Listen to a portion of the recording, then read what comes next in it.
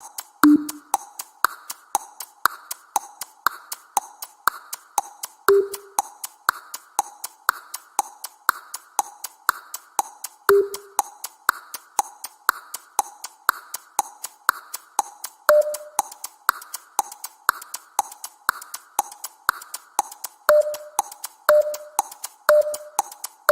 is Brandon Cutler from AEW, and you're watching Cole TV.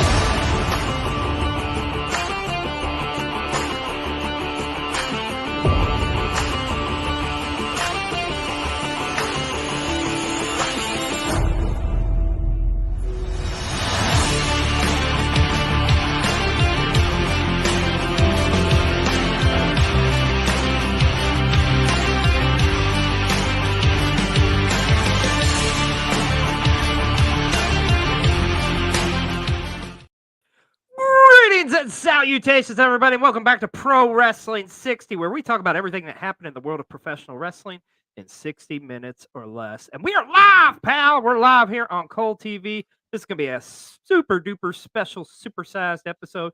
So much so that we're calling out the big guns, and we're going with the 3-person booth tonight. That's right.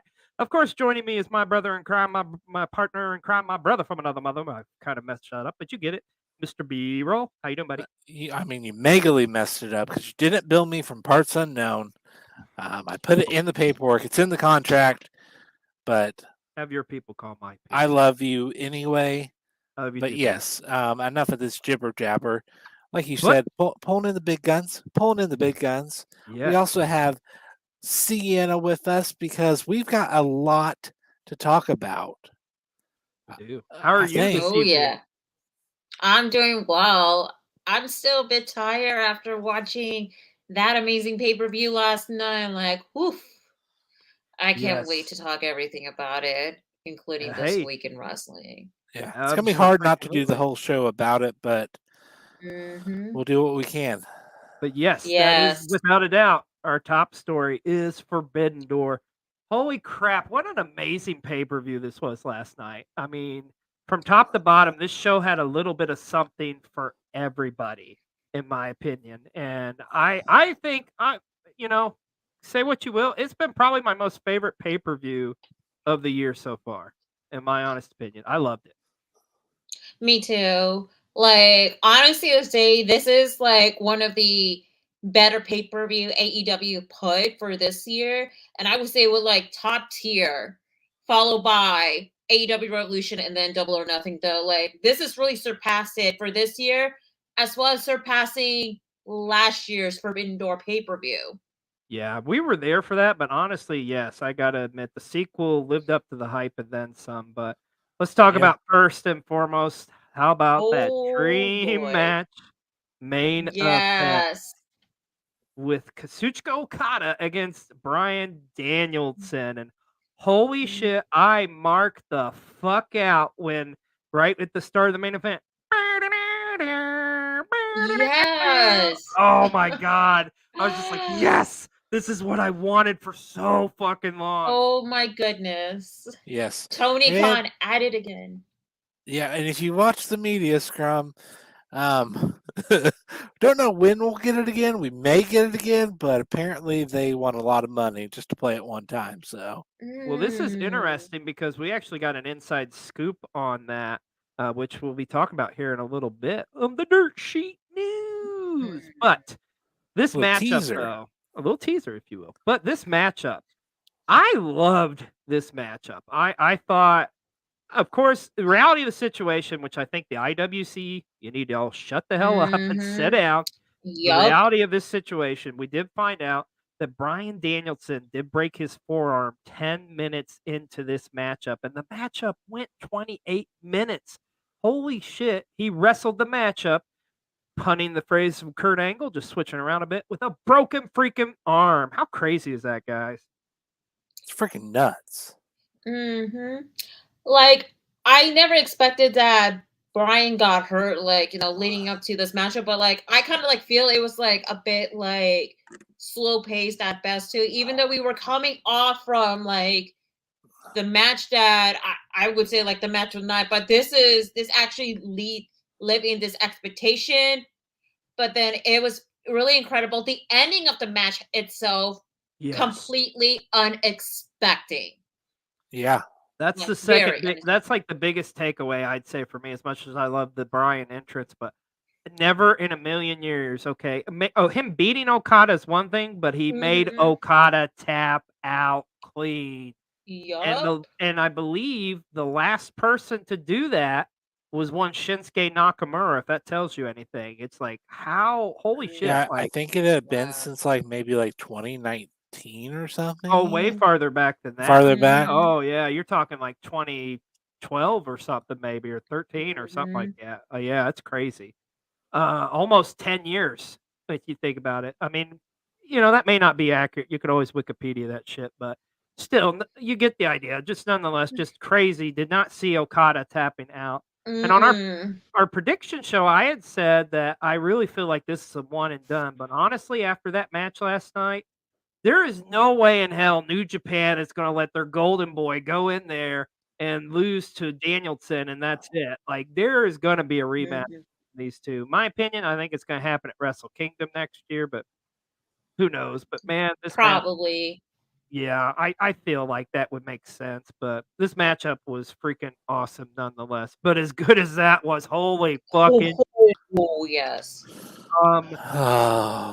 Remember when we were kind of joking, like, I wonder if they somehow will top the matchup from Wrestle Kingdom at the beginning of the year. Well, guess what? I think they did that and then some. Ospreay Omega 2 for the US title. Holy fuck. And it's definitely our match of the week. But what'd you guys think of this? Definitely, this is like by far the match of the night. I must say, I knew Will Ospreay's gonna come out to elevate it instead of like his other theme song with United Empire. Like, it actually set the tone, the entrance way, and of course you have Don Callis by his corner and two of this unknown mass security guard, of course, and then you have Kenny Omega coming out to the Devil's Sky as part of like his New Japan entrance theme. It was very phenomenal. Like, I never knew that this match will take it to the next level, of course. But the odd thing of it is because at Wrestle Kingdom, Don Callis was at Kenny Omega's corner. Yes. And then now he's in Will Ospreay's corner, despite the fact about it that the reason why Don Callis is by his Will Ospreay's corner because there's still a story going on, kind of like, a betrayal between Don and Kenny, of course. So kind of like adding him to the mix kind of like makes sense for like building a story. But the match itself, I love it from top to bottom. I love the fact they were exchanging each other's finisher too. Yeah. Like, this is impressive. But then Ospreay trying to hit his last finisher, like, and knew that he was going to be winning that IWGP United States title that he wrongfully lost to at Wrestle Kingdom. It made my heart very happy that he finally got that title back off from Kenny Omega. Hell yes. Like, everything about like the storytelling in this matchup, Ospreay literally willing to do anything to get the belt back, including using Don Callis for like one night only. And just everything about this match, like anybody who's like bitches and moans, oh, it's just a spot fest. Oh, they don't tell stories. Bull fucking shit. Seriously, go back and watch the first matchup and watch this matchup, and it is just chef's kiss. This second matchup was like unfreaking believable, and there's got to be a third matchup. You just know it. I feel like I wonder where that could take place. Exactly. I think we have a good idea where, because Billy Goat said last night at the Scrum that he is literally 40 minutes away from Wembley. He said he'll be there regardless. Yes, he said whether he's booked on the card or not. He goes, I'll be there as a fan. I don't care.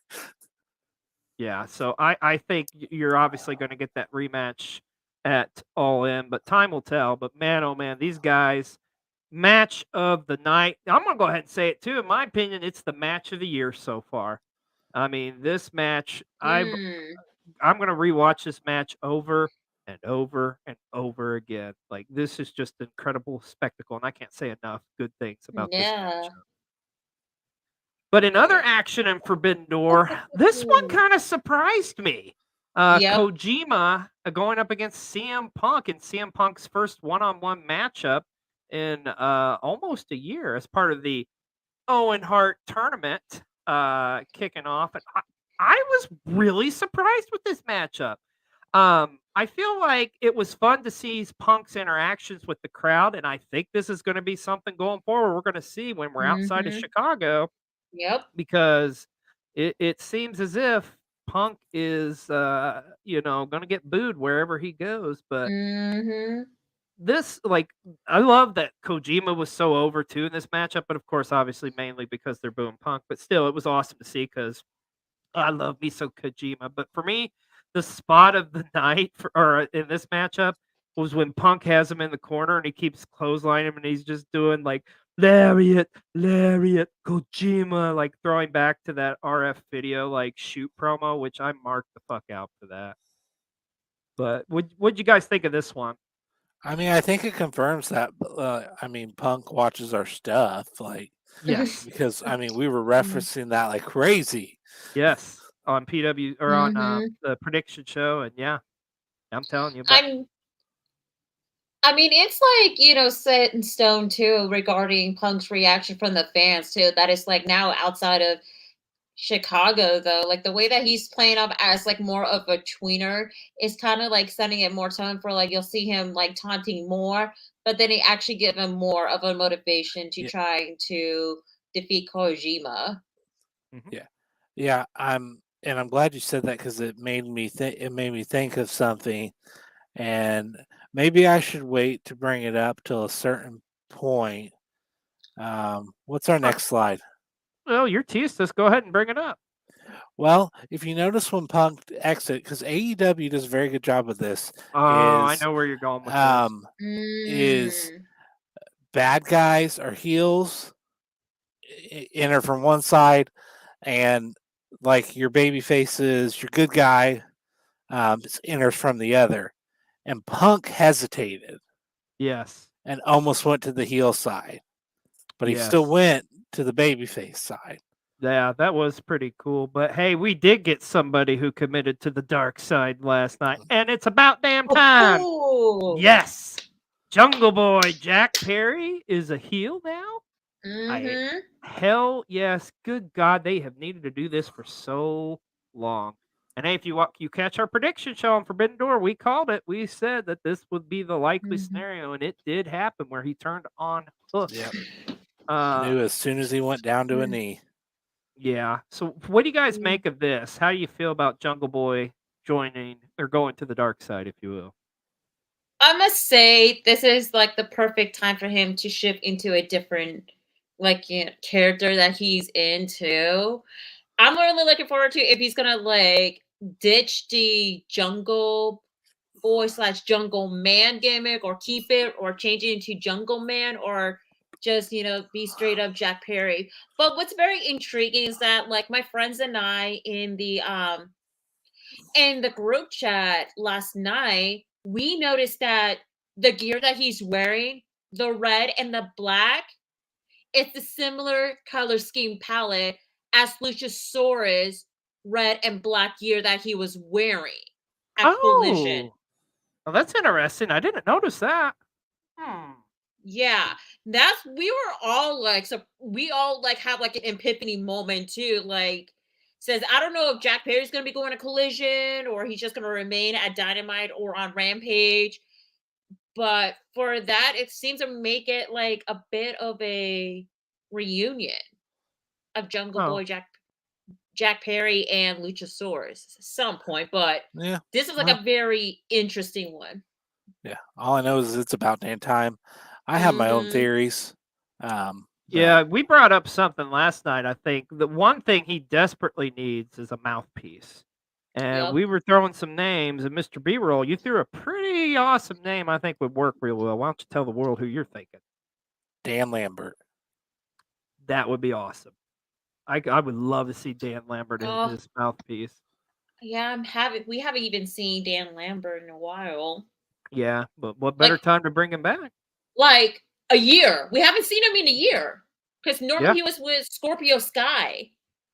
Yeah, and then Ethan Page, and they kind of Men of the Year broke up. So I don't know. I think it'd be interesting if you brought him in. But Jungle Boy turning a heel last night was definitely the biggest story out of the matchup. The matchup itself with Sonata was okay, a little short in my opinion, but it was what it was. So and it's interesting that he had Doki on his corner too. That was pretty cool though. I do like seeing some Doki. Now our opener last night was one MJF defending the AEW championship against the ace himself, Hiroshi Tanahashi. I absolutely loved the fact that he sent this tweet out in the middle of the match. I scheduled this tweet because I'll have beaten the ace by now. Legend my ass. Honestly, I love you, Ace. I love you, Tanahashi. But after last night, I kind of feel like, okay, we're getting down to the end here because this match, I don't know, and we talked about this on our prediction show too. I think CDC pointed this out, like a clash of styles, and it didn't really work between these two. I thought last night, not the greatest of openers, but I mean the rest of the card was stacked nonetheless. So, some of the highlights, I thoroughly enjoyed the trios match that went on second to last with, what were they calling him? Los Stingo Bernales against La Suzuki Sex Gods. Our buddy Hambone in our group chat, he said it best. That match felt like it truly was the Forbidden Door because it was like stuff you just never thought you would see. Sting in a double team maneuver with Naito. Sting in the ring with Suzuki, Sting in the ring with Jericho. Personally, I love that trios matchup.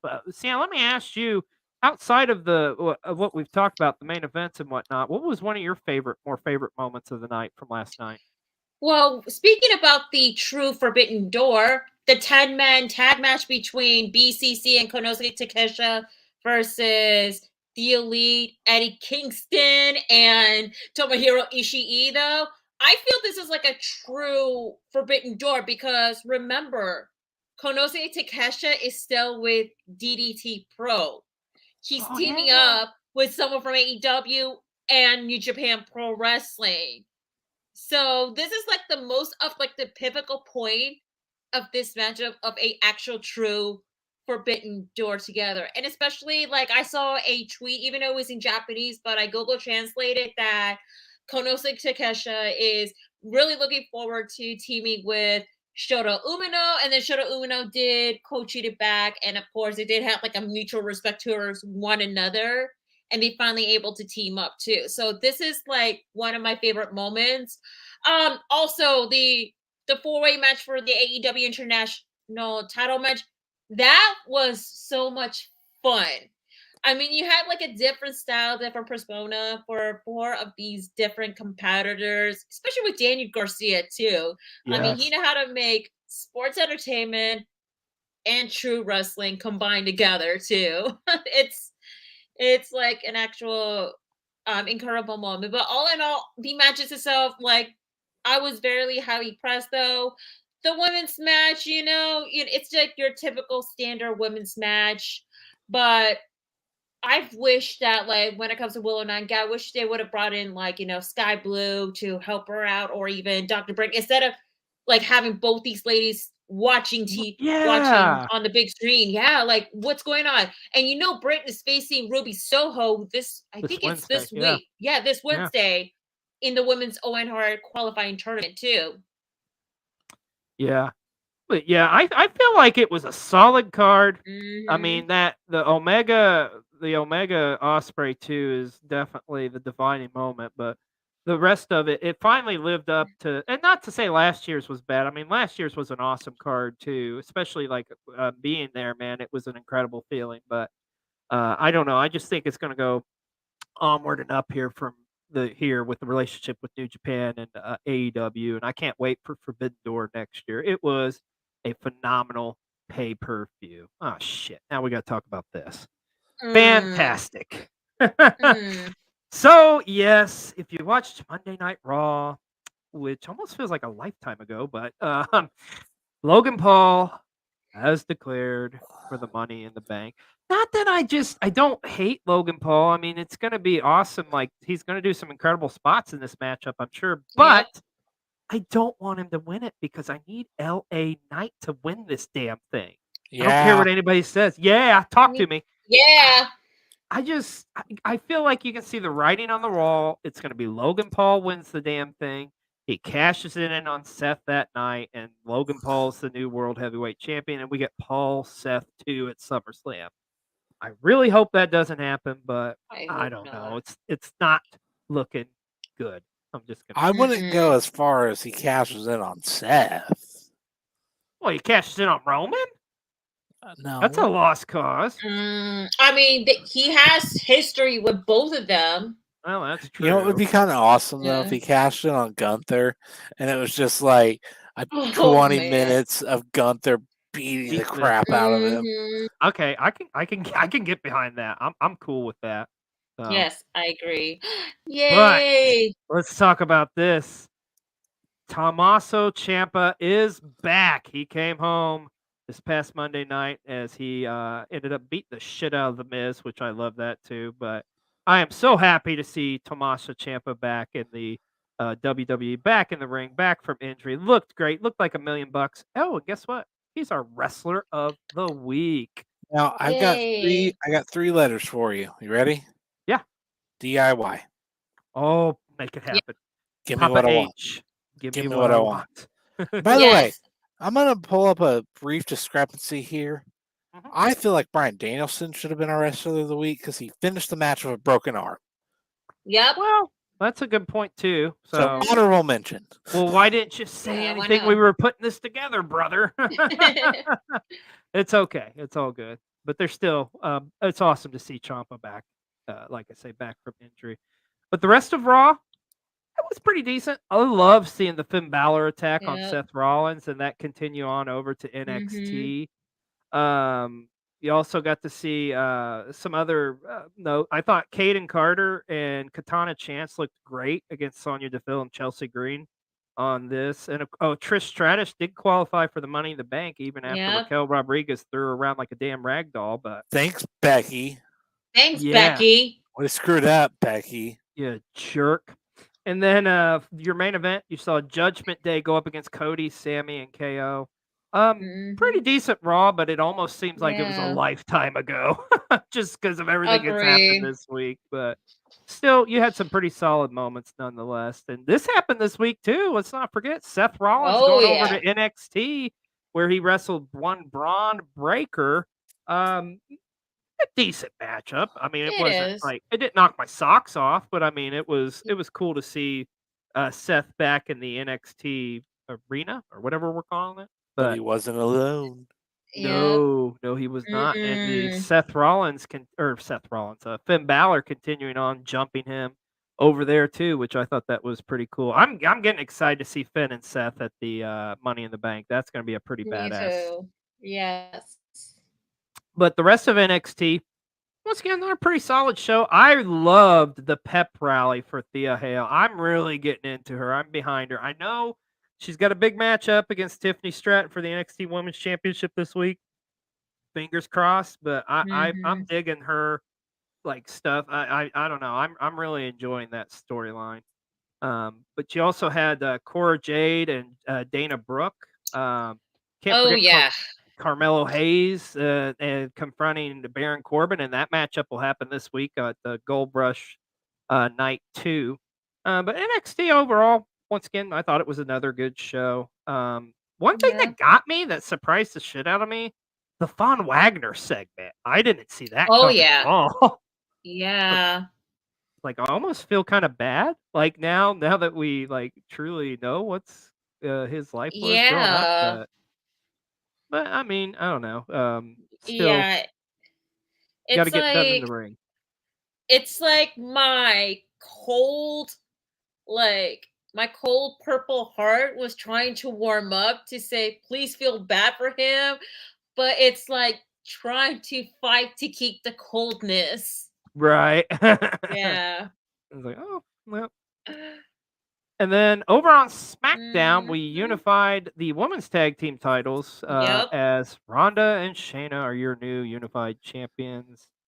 No shocker here. I mean, I'm not doing this because I hate the unification. I'm doing this because I feel like they missed an opportunity. Could have made some stars. Oh, that would have been amazing if Alba Fire and oh my gosh. But I want to keep calling her ICW name, but anyways, yeah, if they would have won, that would have been incredible. So, but the rest of SmackDown, I don't know. Like, I thought SmackDown this week was okay. Like, I'm going to borrow MJF's line. It was kind of mid. Yeah, they changed a lot of the cards though, and from what the report said, it's because Vince was backstage making some of the changes. So that's why the way SmackDown was on that day though, and it was nothing memorable though. Yeah, not pictured here, but I did love the moment where Charlotte was like, "Tranquilo." Oh, the tranquilo. Oh yeah, that was pretty dope. Yeah. But that was about like really your big highlights from there, I would say. Let's talk about Dynamite this week, which Dynamite I thought was a pretty loaded show. It kicked off with the Hardys against the Guns.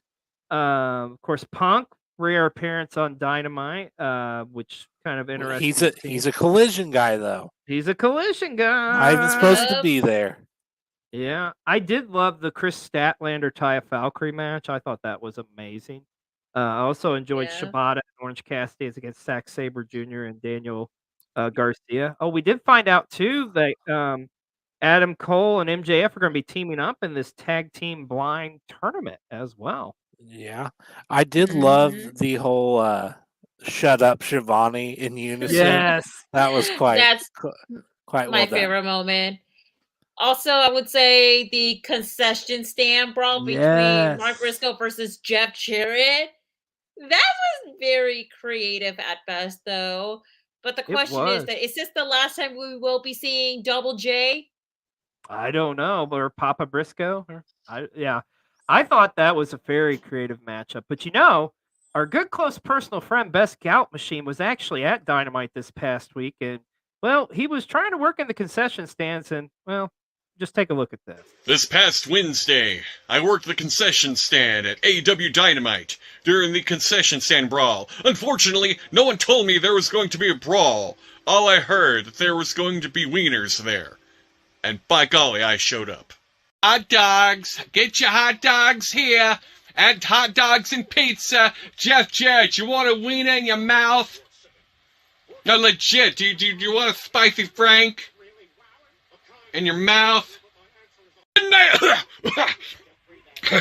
Popcorn kernel stuck in my throat. I need to wash it down with a juicy hot dog. Anyone got a wiener?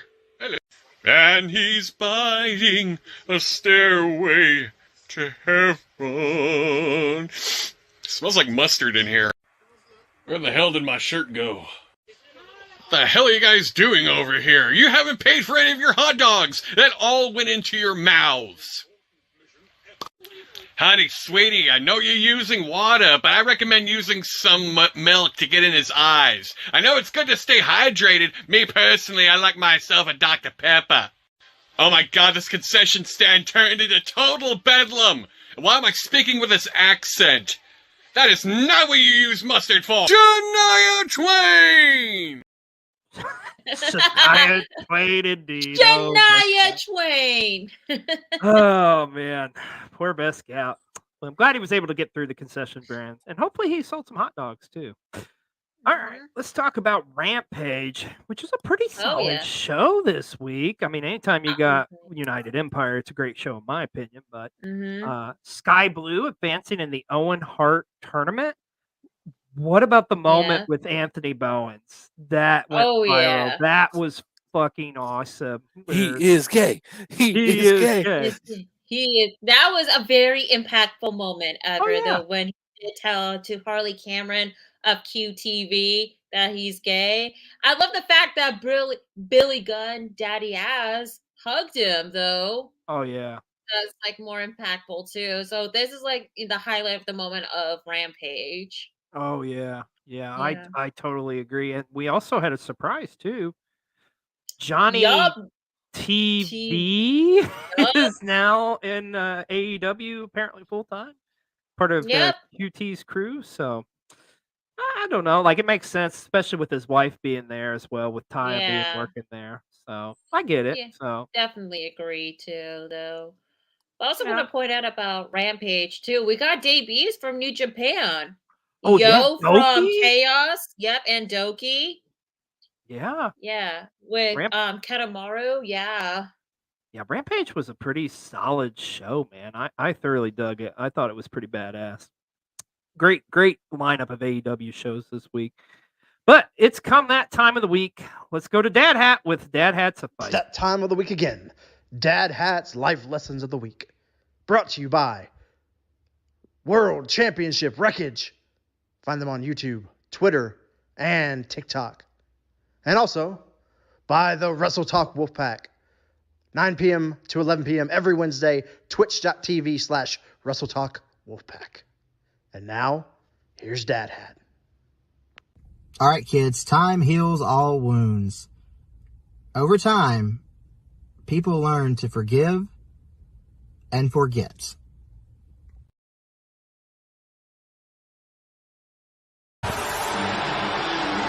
Uh-oh. We're not in Chicago anymore.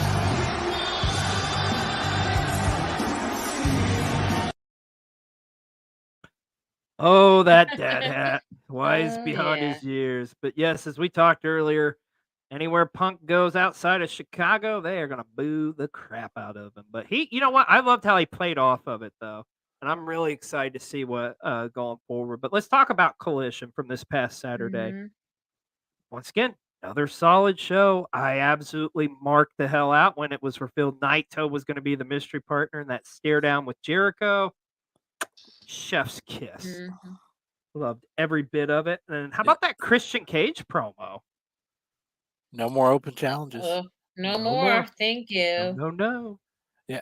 Can we pull back the curtain just a little bit on Collision, though? Because, I mean, you probably know where I'm going with this. So I wasn't able to watch Collision live. And I saw a message, and it was like, oh, yes. Oh, man. They're like, this is shaping up to be awesome. And I texted him, and I was like, okay, I need to turn my phone off. Mhm. Like, I'm not able to watch it right now. I'm turning my phone off. Yes. I said, Tell me "Turn your phone off." nothing. Yes. But, man, this was a loaded show. I love the matchup with Andrade and Brody. That was a badass showdown. Agree. In that main event. Yep. And we got to talk about Sienna because we're getting in your territory now. We got some new members, it looks like, to the Bullet Club Gold. Yup, it looks like the Ass Boys are now part of Bullet Club Gold, though. And I'm going to say, like, that was a pretty impressive main event match between Bullet Club Gold and CMFTR, though. Even though the CM Punk came out and everybody booed the hell out of him, but he's, like, embracing it, you know, with the boos because there was in Toronto for Collision. But all in all, like, saw that matchup. Like, I'm not too surprised about, you know, the Ass Boys joining Bullet Club Gold because it kind of makes sense because Bullet Club, David Finley's Bullet Club has new members, and the majority of them are from the LA, the 3/4 of the LA Dojo Boy, Clark Connors, Alex Laughlin, and Gabe Kiddo. And then, of course, you have Dan Drilla Maloney, of course. So I think what they're doing, they're kind of like, you know, doing their own thing. And then the Bullet Club in New Japan are doing their own thing, though. But I doubt that we're actually going to get like a clash between Bullet Club Gold and David Finley's Bullet Club at some point, though. I was hoping it was going to happen at Forbidden Door or anything because there was no members of Bullet Club at last night's Forbidden Door. Not even like JY coming out, stare down with ELP at the 0 hour pre-show, but surprised me. Yeah, it didn't happen. Maybe at next year's Wrestle Kingdom? I don't know. Maybe at All In. Yeah. I don't know. We need it though. We need Bullet Club Gold against Bullet Club, but yeah. It's interesting though. They got to add that young blood. And hey, speaking of adding young blood, I'm excited about this. We got a brand new segment here for PW60. Let's go to Spicy Guac with his spicy take of the week. What is up? It is your boy Spicy Guac coming at you with a spicy take. Unfortunately, for you kids that are a fan of Shawn Michaels, better buckle up. His super kick was lazy. It was trash. It was dog water. You want to know who had a better super kick? Lance Storm. And you want to know who had an even better super kick than him? Stevie Richards. Fight me. Oh, those are some fight words. Baby. But hey, super excited for Spicy as well, because also this weekend, he had a big weekend, man. He actually made his in-ring debut. Why don't you check a little bit of this out? Check out some Gustavo in action.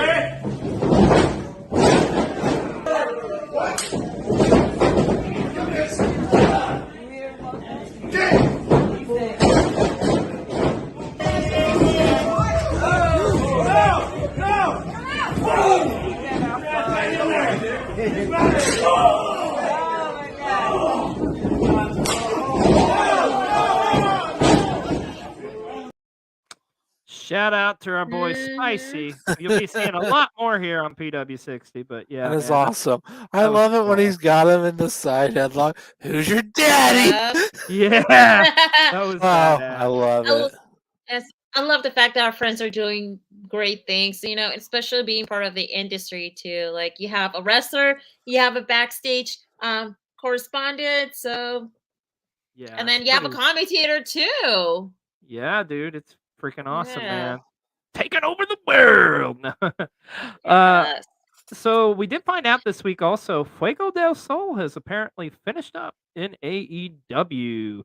So it's like Sammy, literally all of his Flog squad is gone now, I think, at this point. So I love Fuego, though, and I'm sure he's going to pop up somewhere. But, you know, Fuego's a good dude. So. Honestly, probably the best thing for him, just because, you know, loaded roster and, you know, go tear it up on the indies. Yeah, speaking of tearing up, how about a little Moose Nation re-signing with Impact Wrestling? I believe they said it was Impact's longest or long-term contract or something like that. So it looks like Moose is pretty much making Impact his home for the rest of his career, which I am cool as hell with that. I love me some Moose, man. I love like Alex Shelley being the champion, but I feel like Moose is due another title reign at some point. Just throwing that out there. Yeah. But love to see the Moose Nation in Impact Wrestling. Who would you, just real quick, what would you rather see, Moose Nick Aldis or Moose Alex Shelley? Oh, that's a good question. Shelley and Aldis, I think, but they're both great matches. Yeah. So I cannot complain. Well, how about this news? Umaga's son will be making his pro wrestling debut on July the 15th at the Summer of Champions show, Sila Fatu, to make his in-ring debut. And yes, once again, we're getting another one of the Inouye family. in the wrestling business. So I feel like this, like you're going to read like something about like one of them popping up like every year or every other year in wrestling, it seems like. But hey, man, you got a big ass family. So what can you expect? And on a lighter side of things, the great Doug Williams announced that he will be retiring from in-ring action. Had a phenomenal career, but his career has come to an end. Always enjoyed watching like him throughout the year, especially in Ring of Honor and stuff. So you had a great career, sir, and we wish you all the best in your whatever you do. And I'm sure he's going to end up like being like a coach or a producer or whatever for some wrestling company. But man, what a great mind he had. And he got a great career too, in my opinion.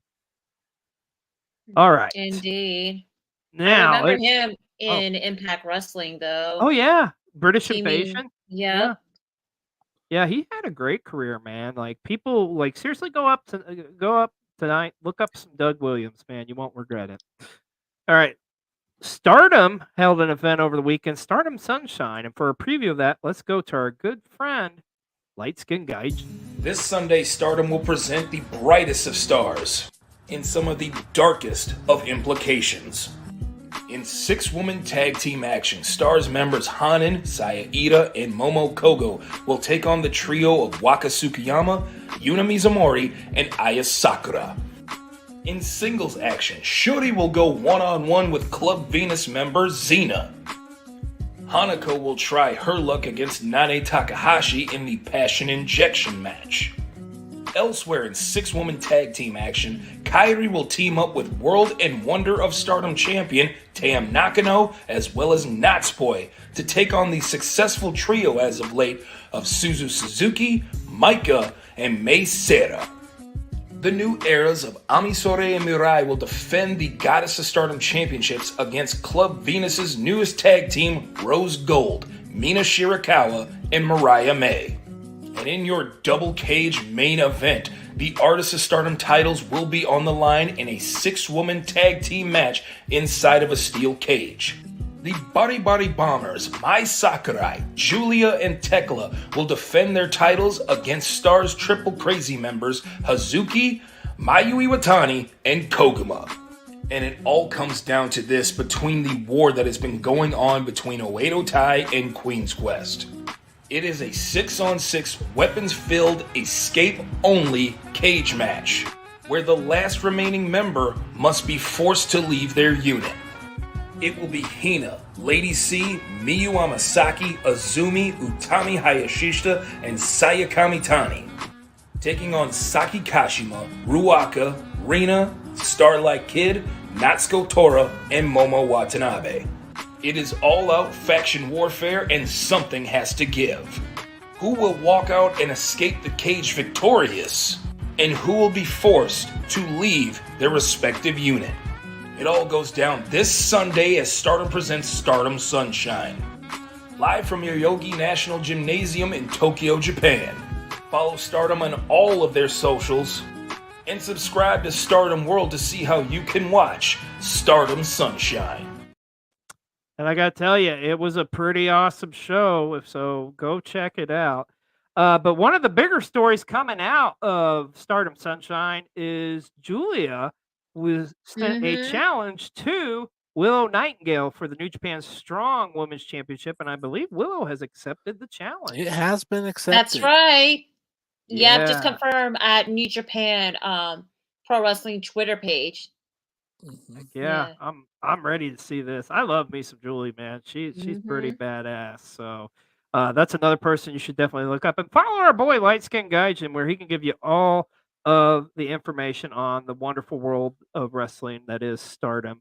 I'm still trying to figure out what the hell a Passion Infusion match is, but I'm gonna figure it out one of these I need someone to explain this to me. Or maybe I'm better off not knowing, but who knows? Who knows? Well, hey, I'm really excited about this. We got another new segment here on PW60 because one thing we don't ever talk about on here, but we're going to start talking about a lot. What about some of the awesome wrestling merch that comes out each week? Well, we're going to go to your favorite Wrestle Talker who does hunts for all sorts of wrestling figures. Let's go to MJ with the merch report for this week. Hey, what's going on? PW60, MJ here, and I'm coming at you with a brand new segment called Merch Moments of the Week. So during this segment, we're going to take a look at brand new merch throughout the week, as well as moments during the week that used merch in a really awesome way.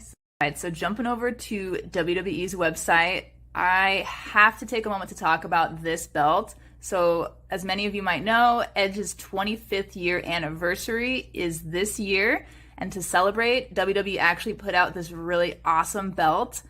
I love it. Every detail of it is so freaking sweet. Look at the back. Edge is obviously an icon in this industry. Wow, look at the detail on that. Wow, incredible. Honestly, I just had to take a moment to spotlight this belt because after everything Edge has gone through, the legacy he's cemented, this is such a beautiful piece of merch for any collector. Ignore that price. But anyway, it is amazing. I just had to take a second to highlight this because it is one of my favorite things that I've seen this week. Is Money in the Bank.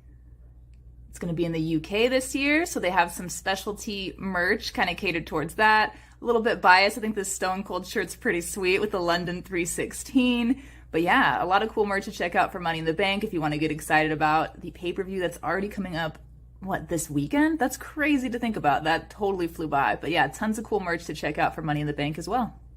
Off strong with the Shop AEW site. So a few things launched this week that are really cool, including the Samoa Joe hat, Switchblade, Moxley's hat is really sweet. Of course, this is going to be my favorite, the Danhausen snapback. So if you're really into flat bill hats, and Adam Cole, baby. How can I forget Adam Cole? A lot of really cool snapbacks. We've got a new Preston Vance shirt. This Wrestle Ants shirt freaking cracked me up. I love the chemistry between RJ and Renee, so that was hilarious. Of course, we know Forbidden Door just happened yesterday. Amazing show. Love to hear your thoughts about it in the comments. Back to my boy Danhausen again. That shirt is amazing. And honestly, probably my favorite merch piece of the week is actually, other than the snapback Danhausen, of course, because I'm biased, but this Young Bucks shirt is so freaking sweet. All right, and after Forbidden Door and how amazing it was last night, I could not talk about this man. Spoiler alert if you have not seen it. But Ospreay is a new champion. Very excited about that, even though I love my boy Kenny Omega. But this shirt, Will actually highlighted in his stories. This is actually available for pre-order until the 7th of July. So if you're interested in supporting Will, this is actually through his Big Cartel link directly, which I thought was pretty sweet. So yeah, a really cool piece of merch if you are into Will Ospreay. All right, love him or hate him, my favorite moment for merch this week, my merch moment of the week came from CM Punk himself. Of course, I might be a little bit biased here, but him running out with a Danhausen shirt knowing full well that his friend Danhausen is at home nursing an injury. I just thought that was really sweet. Just letting Danhausen know that we're all still thinking about him. And just obviously a great way to highlight the king of merch himself, Danhausen. So this has to be my merch moment of the week. All right, PW60, that is it for me. Let me know down below what your favorite merch that was released this week is. Love to hear about it. And also, was I right on my merch moment of the week? That Danhausen shirt moment was awesome, right? Yeah, it was. So pretty awesome merch coming out. And MJ will keep letting us know about all the cool swag you can get related to the world of professional We're all wrestling. going to be in trouble. Yeah. What's going to happen? Take gotta buy that, gotta buy money now. Gotta buy that, gotta buy that. How about this one? Tony Khan, the Khans are interested in buying Bellator MMA? This is new to me. Yeah, so a story broke out earlier this week that they are possibly interested in purchasing Bellator. Or Bellator. Yeah. Apparently, he also... I think he did kind of try to debunk this, but... Yeah, but... It's out there, though. It's out there in the world. Wouldn't be shocked if they bought it, but wouldn't be shocked if they didn't buy it. I mean, if it's me personally, I don't think I would mess with it because I mean, you've already got UFC merged with the WWE or whatever that is. I don't think you need to mess with it. Just focus on yeah, go ahead. I could think of one person that used to be a fighter for Bellator, and that's other than the food review himself on TikTok, Keith Lee. Oh, I didn't think about that. Huh. Oh, But we'll have to wait and see what happens with Papa Khan if he is in fact going to purchase Bellator. Well, this was kind of some rough news to hear this week. We did find out that the innovator of violence, the heart and soul of professional wrestling, Tommy Dreamer, did have another diagnosis of skin cancer, unfortunately. Definitely wish him well. We all love Tommy Dreamer. I mean, Tommy is just like one of those guys that wears his hearts on his sleeves. And for all the years of great work and just being like, really, I've always felt like with Tommy, he was like one of us, you know? So I really hope that Tommy does get well and beats this. And we wish you all the best here at PW60. This was interesting. It was announced that Giselle Shaw and Gail Kim will be teaming up to be a part of the Amazing Race in Canada. So I don't really watch those shows, but I may have to tune in to see the quintessential diva teaming up with Gail Kim. I think that makes for good television, in my opinion. Indeed. And there's a fun fact to it, too. So years ago, Amazing Race United States, we had the first Impact Star wrestler that did compete in the Amazing Race. And that's none other than Brooke Adams or Brooke Tessmacher or Miss Tessmacher. And formerly known as Robbie E., who is now in NXT as Mr. Robert Stone. They were teaming up together at Amazing Race United States. Like that was like many years ago. So technically, Gail and Giselle are the second Impact Wrestling star that has competed in Amazing Race, but even though it's in a different country, though. Oh, that's interesting. I'll be damned. I did not know that. How about this? Is this news? Talk about obscure. Apparently, Triple Mania has volunteered to host a steel cage matchup between Mark Zuckerberg and Elon Musk to settle their feud at Triple Mania 31. Like, what the fuck? That Conan. Really?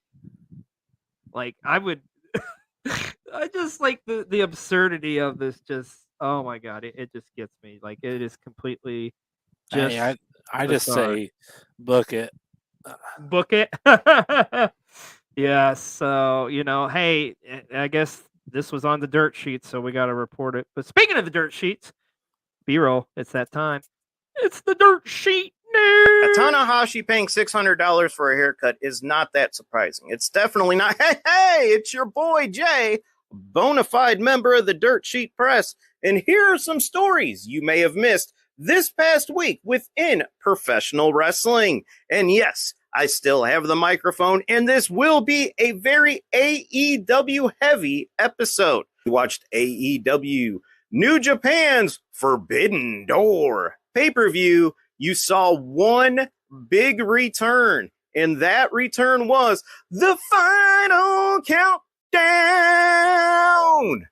The American Dragon, Bryan Danielson, comes down to Europe's The Final Countdown.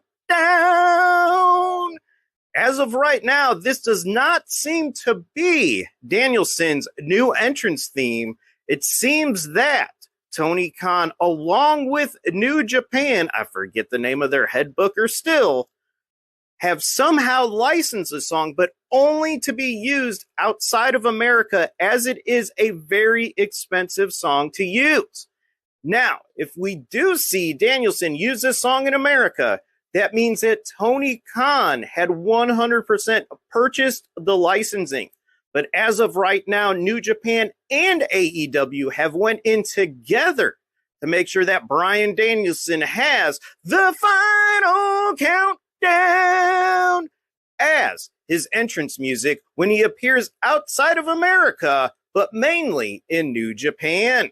Rumor also was that he was not supposed to use that as an entrance theme until All In, as the pay-per-view takes place in Europe and the song is sung by the band Europe. Also, at AEW New Japan's Forbidden Door, we saw Omega Ospreay 2. And everyone agrees the only thing that brought this match down a peg compared to their matchup at Wrestle Kingdom was Don Callis. Well, guess what, guys? The end of that match was supposed to be even sloppier than that. It was supposed to be Don Callis and Takeshita interfering in the match. And the man to come to Kenny Omega's rescue was supposed to be none other than Kota Ibushi, where we would see the reuniting of the Golden Lovers. This story was to have a blow-off at the All-In pay-per-view, where the Golden Lovers were set to take on Omega and Takeshita. We're still not quite sure what fell through with this plan working out, as Tony Khan even teased to it happening during the media scrum and before then. So hopefully soon we'll be seeing the Golden Lovers together in AEW. But as of right now, the only missing piece is Kota Ibushi. But those just aren't the facts. Those are the dirty facts. The Dirt Sheet News!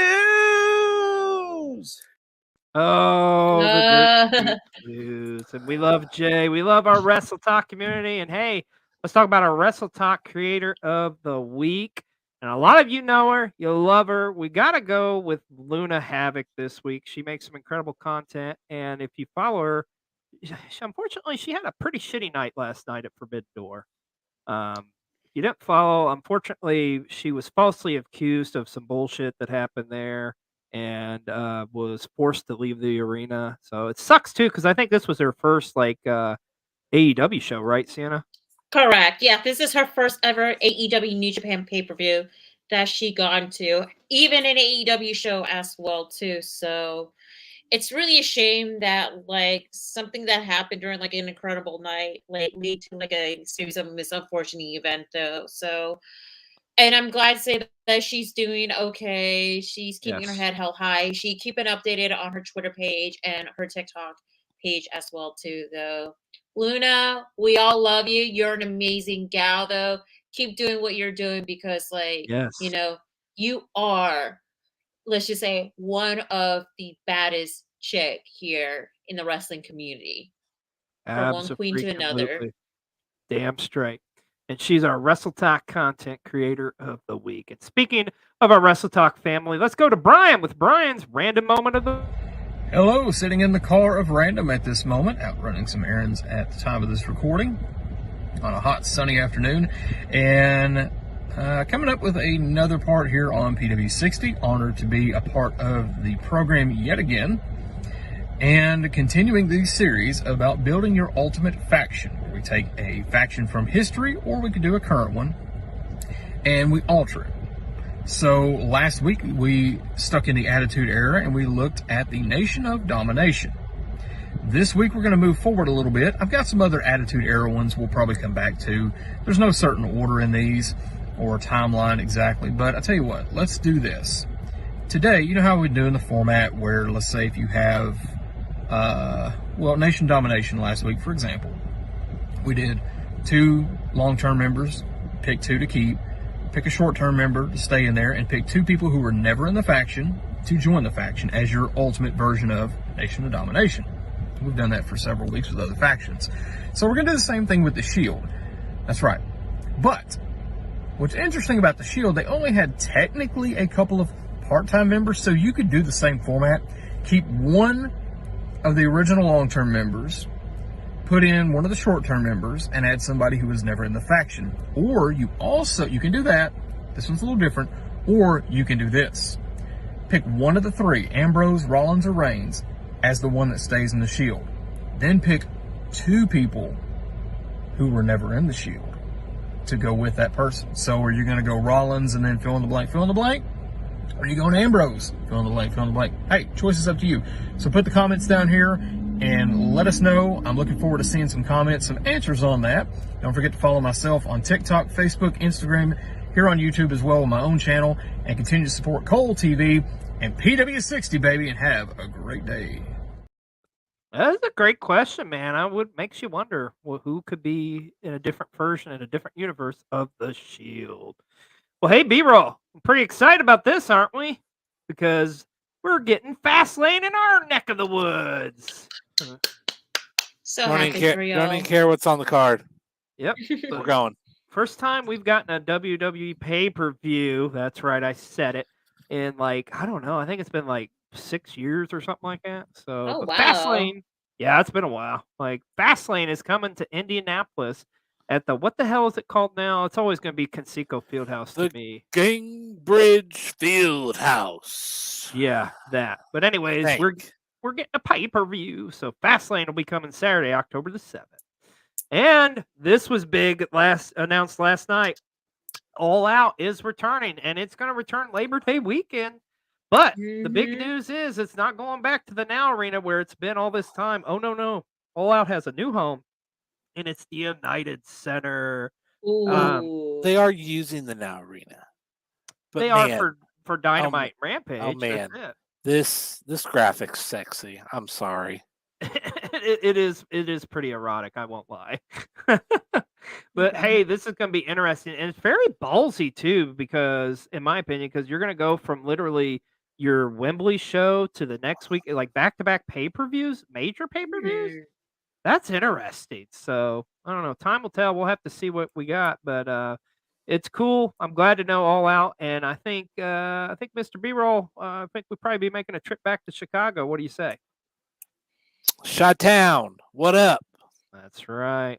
And like we say, a Collision will be Saturday night at the United Center, and of course Dynamite Rampage at the Now Arena. And finally, how about this news? All in 2023, it was announced this week that it is the highest gate in any professional wrestling event since WrestleMania 32. Wow. That is freaking awesome. And once again, hey, AEW is on cloud 9 right now. They're knocking it out of the park with their new Collision show.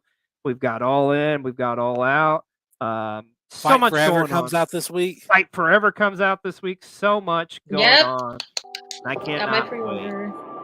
Let's go wrap it up for this episode. And we want to thank our very special guest, Sienna, for coming on. And please tell everybody where they can find you, my friend. Follow me on Instagram, Twitter, and on TikTok at Sienna_Chanel. Twitch.tv/Sienna_Chanel. That's right. The handle's right here, y'all.